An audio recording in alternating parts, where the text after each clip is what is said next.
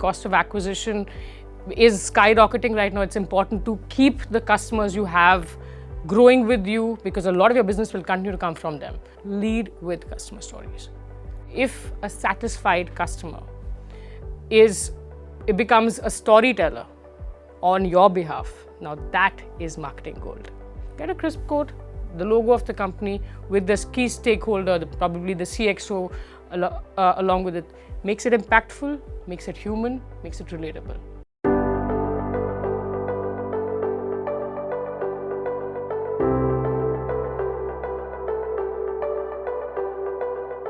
Hello and welcome to the HT Brand Leadership Series. I'm your host Rajesh Kumar and thank you for tuning in. After spending 3 decades in B2B marketing at companies like Microsoft, UiPath and SAP, I now help startups as a fractional CMO and as a board advisor. I love B2B marketing and my book on the same topic is coming out on Amazon shortly. This is a special segment on B2B marketing on HT Brand Leadership Series, where we bring the brightest minds in the industry to you in each episode to decode the complexity, to simplify, break it down, unpack what is real, what is hype, and give you actions and learnings that you can use right away. Ready? Let's decode together. Our guest today is incredible Adishri Charla, currently Head of Marketing for UiPath in India and SAARC.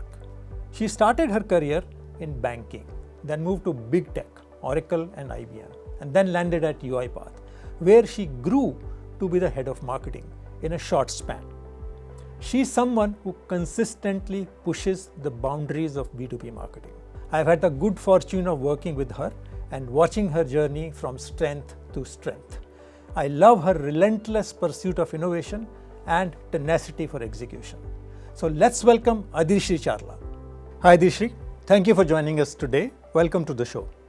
So today we are going to be talking about an important topic in B2B, which is how do you retain and grow your customers, the whole area of customer advocacy and loyalty marketing.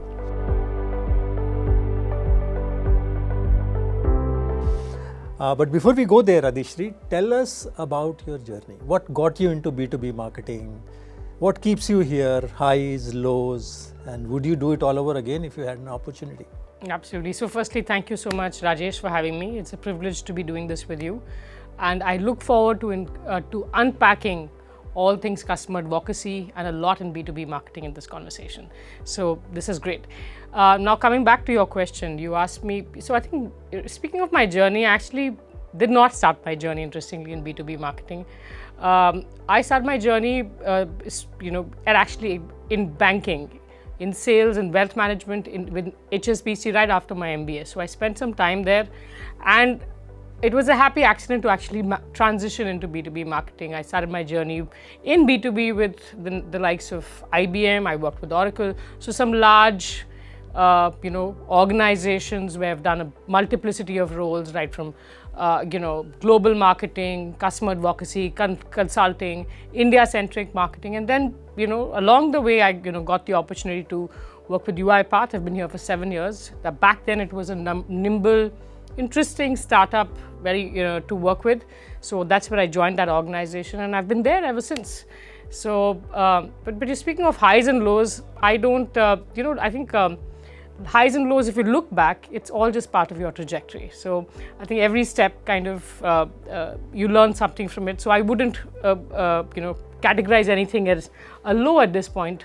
But what I would like to speak about is probably something which was a big transition, as you pointed out. So that was when actually I moved into my current role, which is of, heading marketing for India and SAARC at UiPath. So that actually the reason I would want to call it out is the time of it. The timing of it, because this happened when I actually came back from maternity leave. And why that becomes important is typically when we look at when women go on maternity break, or when you tell yourself, you kind of tell yourself that this is going to set you back by some time. Your career will probably take a back seat. But for me, interestingly, I actually came back to a bigger role.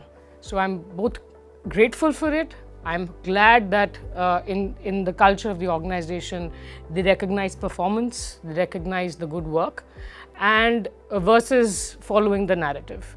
So that's something that I wanted to put out, and also it's an encouragement for a lot of other women leaders looking to grow in their career. So yeah, so glad to hear it, and it's also a testament to your own professional excellence, your drive, and of course, to the culture of the company and the leaders and peers around you. So congratulations.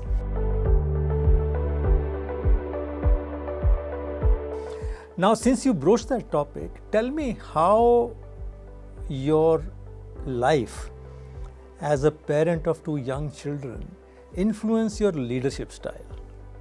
Okay, so that's a very interesting question, Rajesh. So I think I have 2 kids, 9 and 3. So I think there's a 6-year gap between the two. So they're actually different stages at once. With one, I'm taking her to karate classes and their plays and, helping her with fractions. And the other one, it's literally as basic as finger painting and toilet training. So it's different worlds, but it's chaotic, it's fun.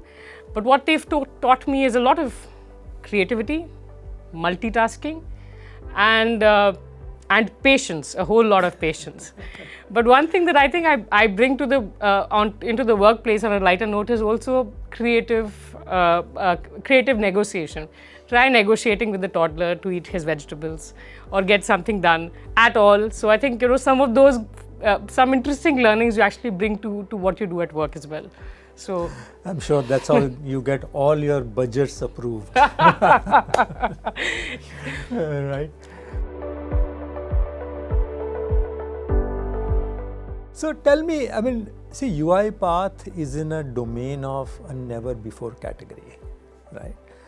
It sounds so technical, automation, robots, AI, now agentic AI. So how do you simplify that message for your audience, which are C-level decision makers, put it in their language so that they see relevance and are willing to invest? Absolutely, Rajesh. So, that's interesting. So the point is, if you just take a step back and while some things may seem complex, at the end of it, we have to understand what is the customer need. Do business leaders care for your technology? But not so much. They really care about how it's solving their business problems. So if you actually focus on what is it that they want, how is it this helping their business? I think that's a key takeaway, how you simplify it. So we as an organization focus on business value. How does it help with customer experience, employee experience, productivity, optimization, orchestration, savings? So if you put it in the language that is most relevant to them at the board level, at the C-suite level, for business leaders, I think that really, really resonates. That's one thing. And second thing, very, very importantly, lead with customer stories. So I can't emphasize this enough. I think make customers your raving fans, and the fact that if a satisfied customer it becomes a storyteller on your behalf, now that is marketing gold. That's a nice logical segue into our next round of questions. But before that, I want to capture something that you said. Very important. A lot of technological innovation is happening, right?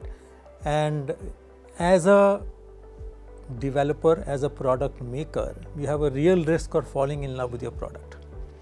But as you know, and as you said, very rightly, beauty lies in the eyes of the beholder.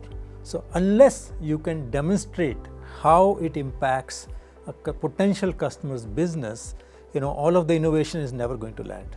And that's where the role of marketing and bringing a marketing perspective to articulate the right value proposition comes in very handy. So thank you for making that point.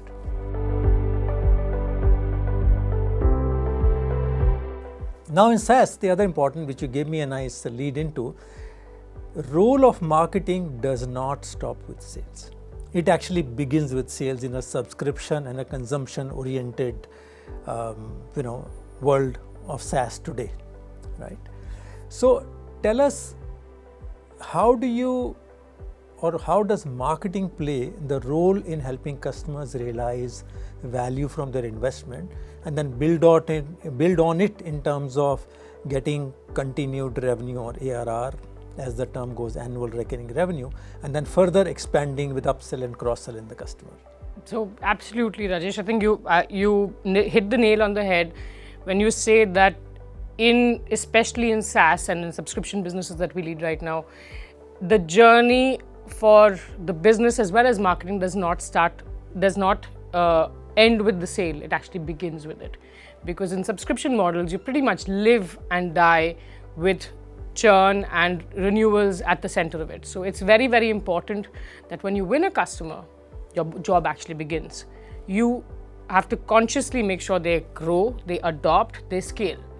And that's where marketing actually plays a very important role beyond the pipeline conversation, beyond the new logos conversation. Those are extremely important as you build a sustainable business. But true sustainability also comes from having that partnership between sales, marketing, customer success, in continuously engaging with your existing customers, making them adopt, and through the various touch points along the marketing journey, where you see that the customer lifetime value, because that's the key. It's not what the customer is worth right now. A customer may be worth, say, 100K right now, but it has the potential of growing to a 1 million.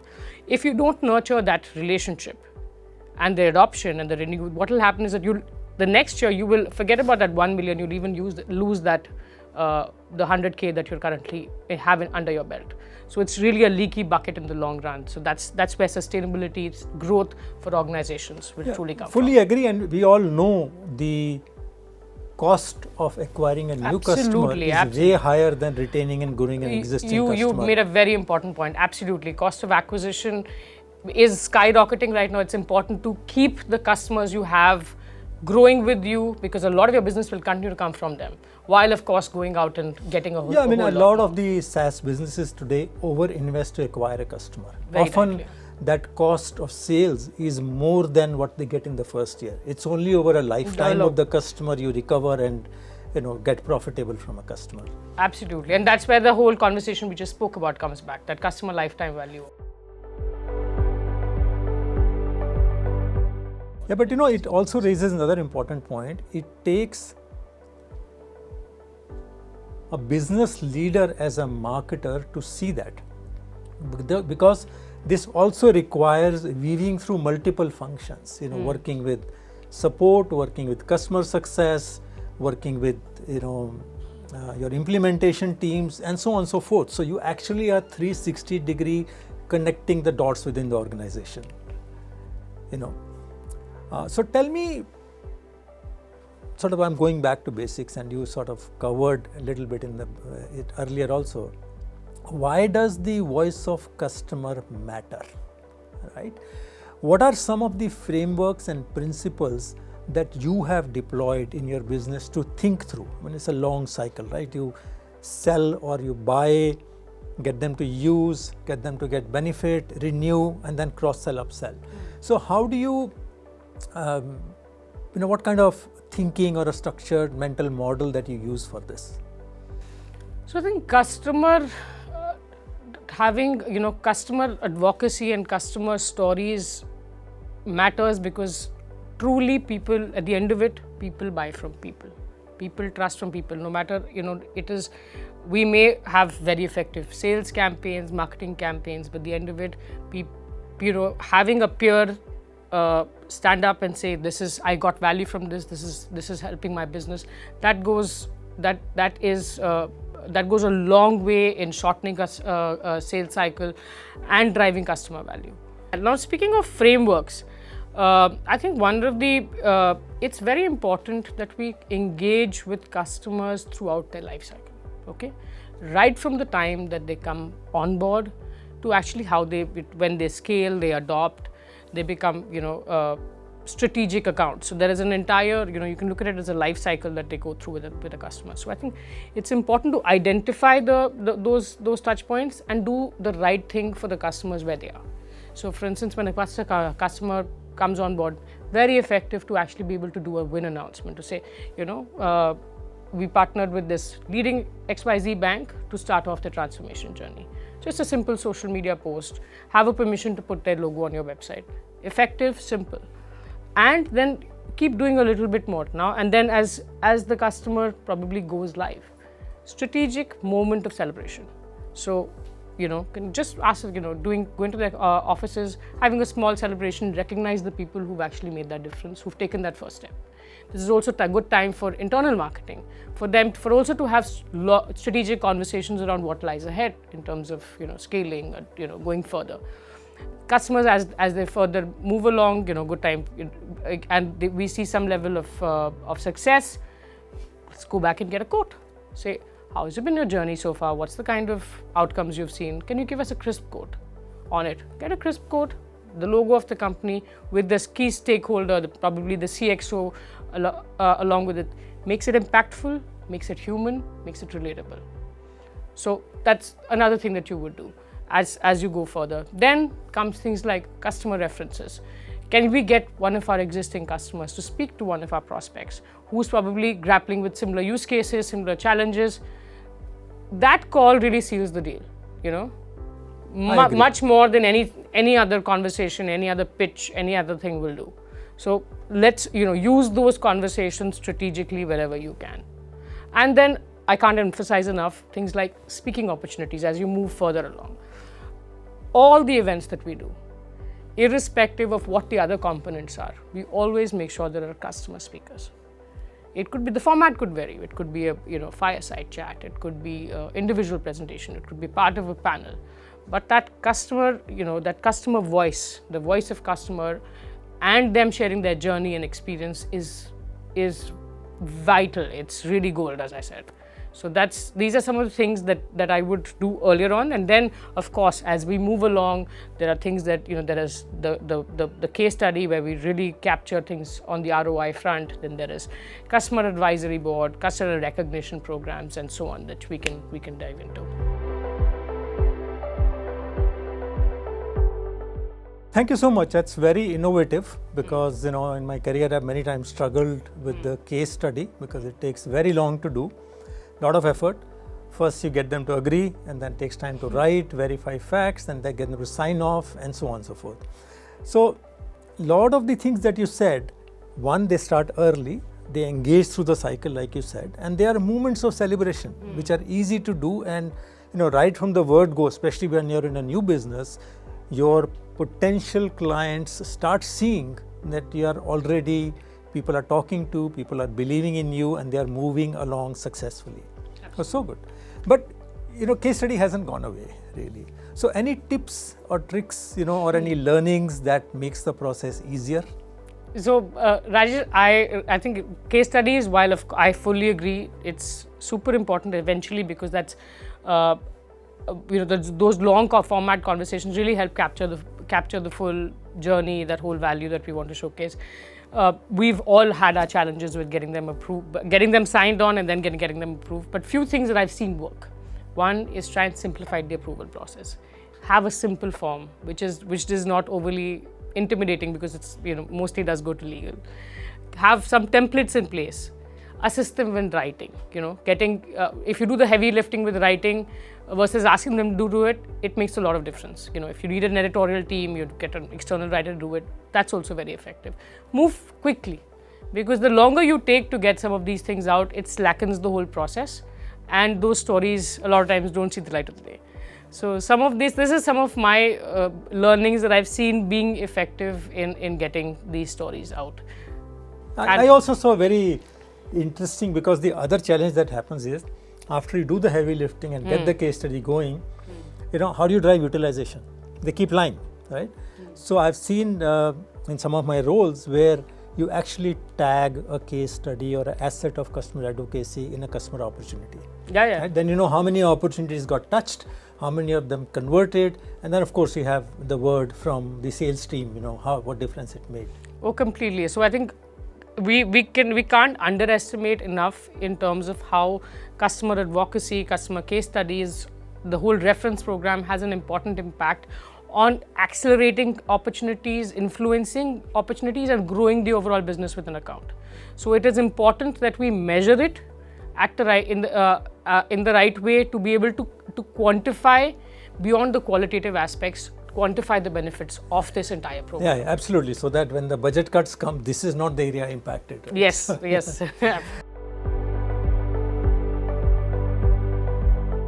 So tell me, how does your approach vary between large strategic customers and smaller customers? Does the role of partner come in some way, direct versus partner? Do you see that play? So let's look at customers in probably three segments. You have your strategic accounts, you have enterprise accounts, and then you probably have commercial or the SMB segments. So I would say we kind of we should approach these in three different manners, where you have your strategic accounts as accounts where you actually go deep. These are your high value accounts. They're the ones where you would be probably part of your customer advisory board. They would be, having a strategic partnership with you at various levels. They will be the ones who you will be doing thought leadership content with, doing, big PR with them, doing large transformational stories with them. So some of those initiatives, I would look at it, more from the strategic accounts perspective. Then if I look at, the SMB is actually more about scale and it's about speed. So here, you need to be able to churn out a lot more very, very quickly. Where the testimonial quotes that I spoke about are very effective. You don't need to do a full-blown case study with every single customer. So maybe getting that effective quote with the customer's picture and logo, talking about the value is the right approach to have.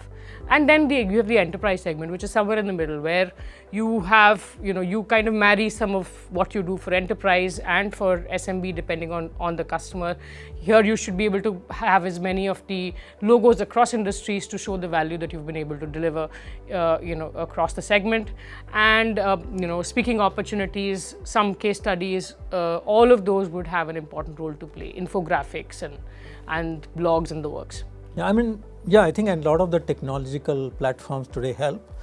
You do a sort of company size or customer size and you do industry classification to see where all you have examples of excellence which other people can learn from, and you can use the same grid for utilization as well. So what is working, what is not working, and so on and so forth.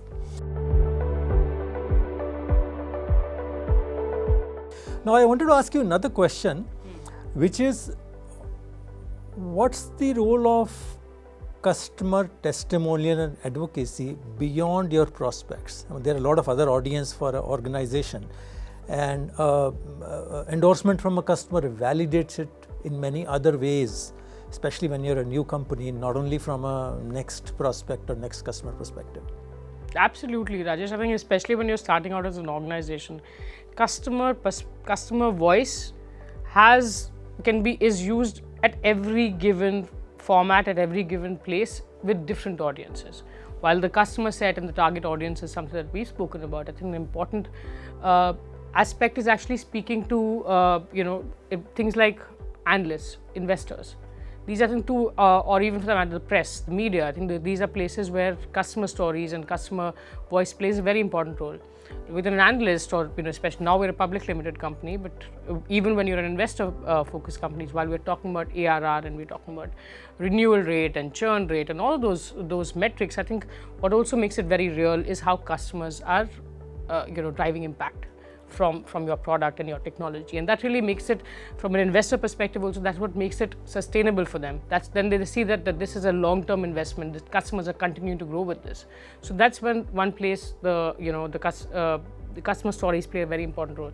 Likewise for analysts, how your position in the market and your market fit, while of course your technology is at the center of it, but it's also about how you can project the customer success stories into and have those as part of analyst briefings.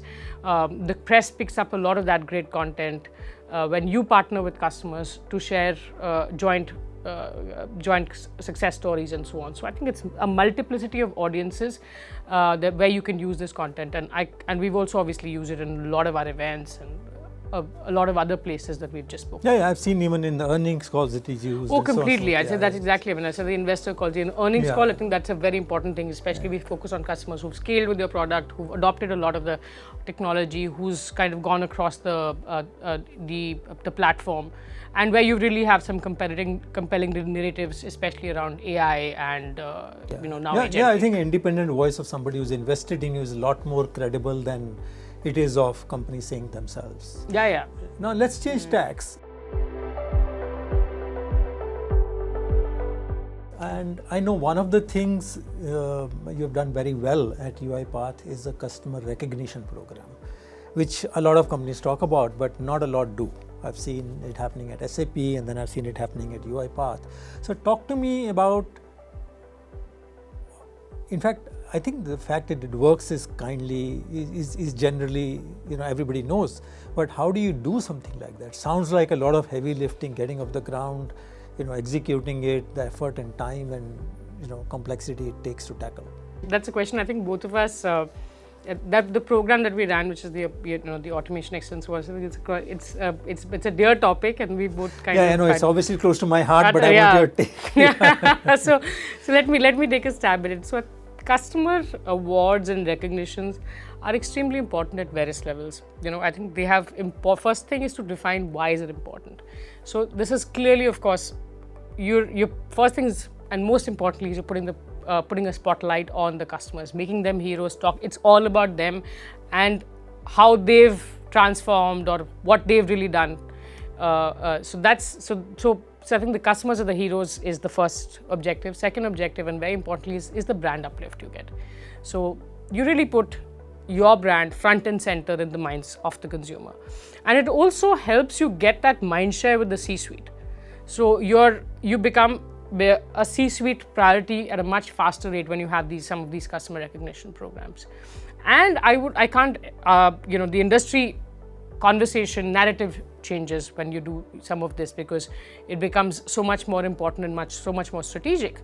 And I can't emphasize enough the fact that also it helps in the long-term growth of your business, be it in the form of pipeline from some of these existing accounts, as well as having the others in the industry want to be a part of this bandwagon and acquiring new logos and growing business pipeline. So it's really brand to demand that you're actually able to effectively achieve through customer awards. So that's one aspect of it.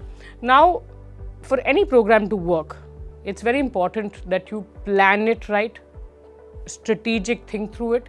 And that's where some of the pre-work that we did, even for that matter, we did a whole bunch of customer interviews, partner interviews to understand what are their pain points, what are they looking to, what is the support they need from the business, and that really went into how the framework of these awards came about. One advice that I would give when we're setting up customer awards is keep the process just, fair and external to your organization. That leads a lot of credibility. Customers want to be a part of something which is not really influenced by your sales, for that matter. So that really gives us, gave us so much momentum. So many customers have been wanting to be a part of this program year on year.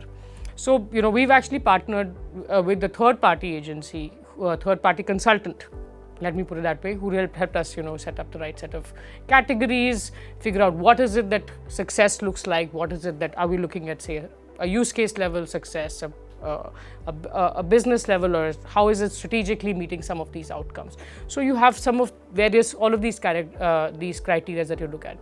Another very important aspect when we're speaking still on the topic of setting this whole groundwork done is having the right jury.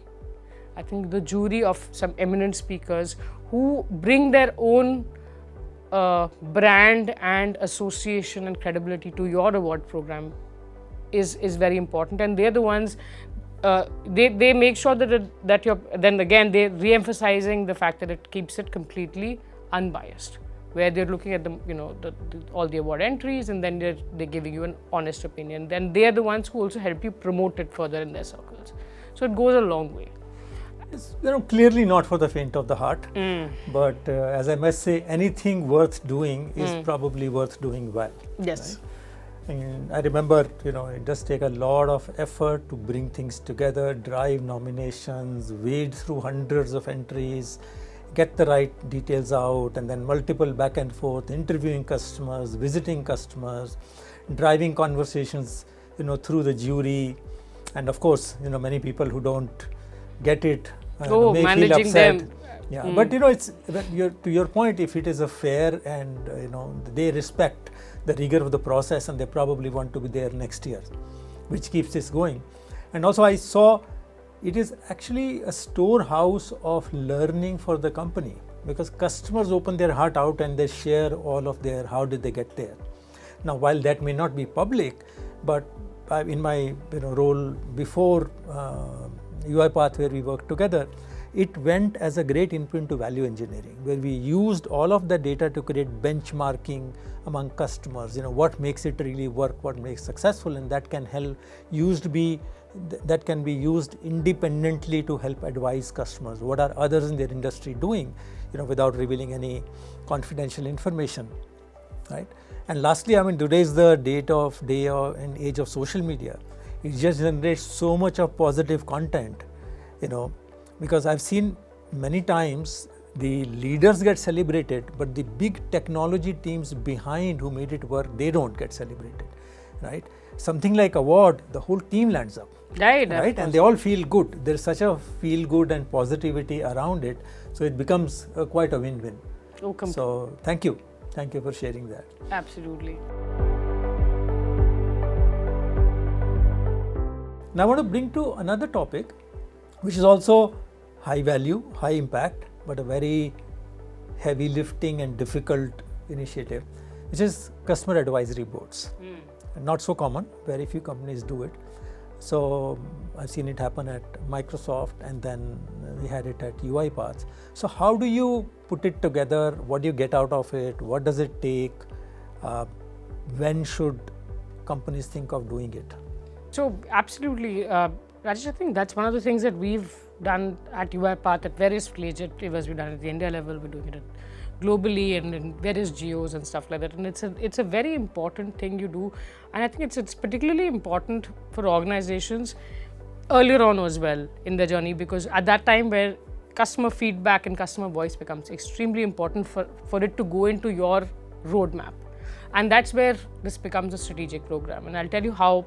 So basically, a customer advisory board is, you can look at it as your close group of 15, 20 top high value customers who you want to hear from in terms of what's working, what's not working, product feedback.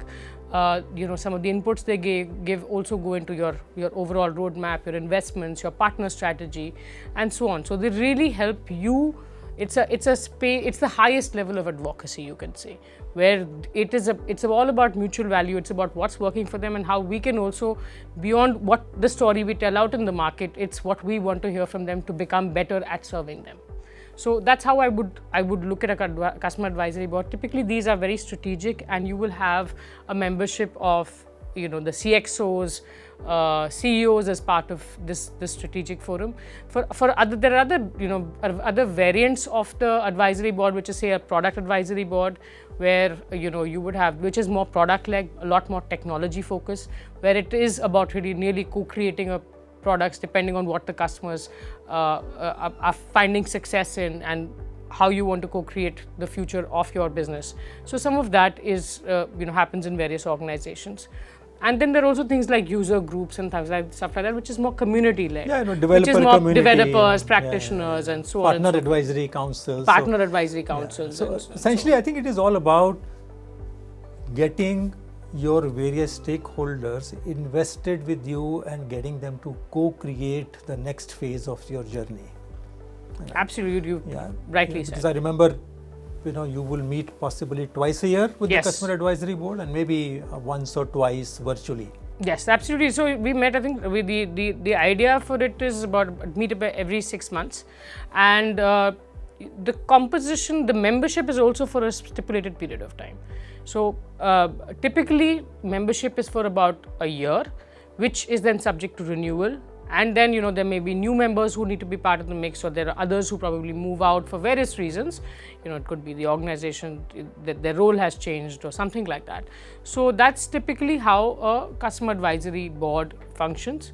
And is one of the most strategic initiatives that you would do for your customers and for yourself as an enterprise to co-create the future. Thank you. I think that was quite a comprehensive coverage of various initiatives and programs that one does under the umbrella of customer advocacy and loyalty marketing.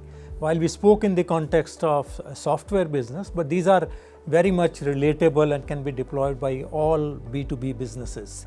In fact, many of the B2C businesses in some shape and form as well. So thank you for that.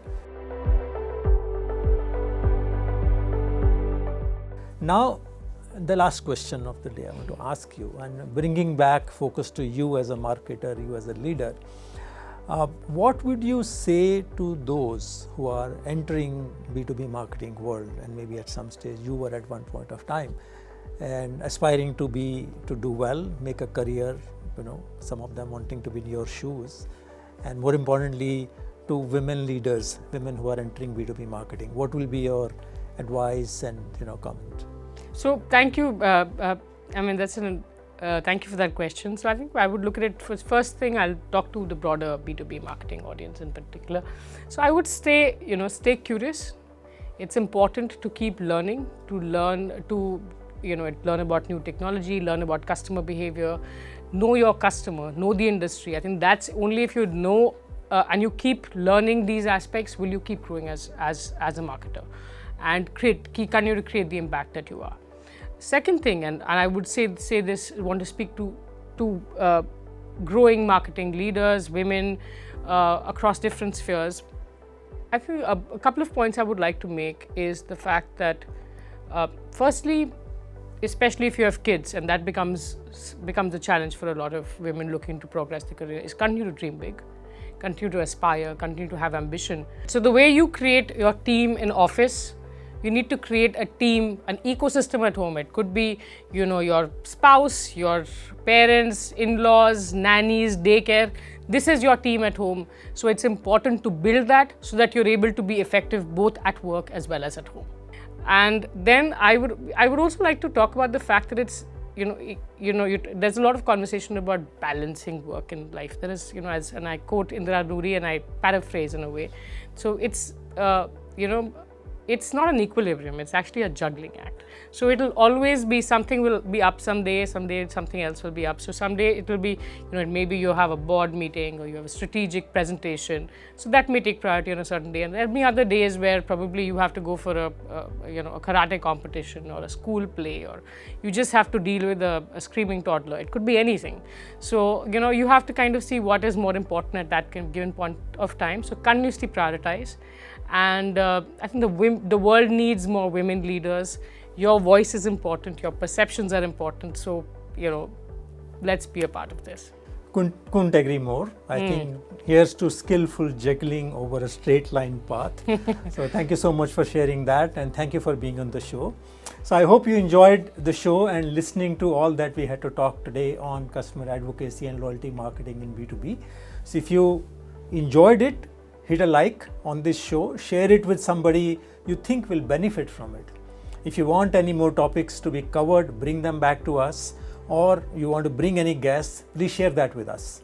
So look forward to bring another bright B2B marketing leader in the next episode. So stay tuned, keep watching.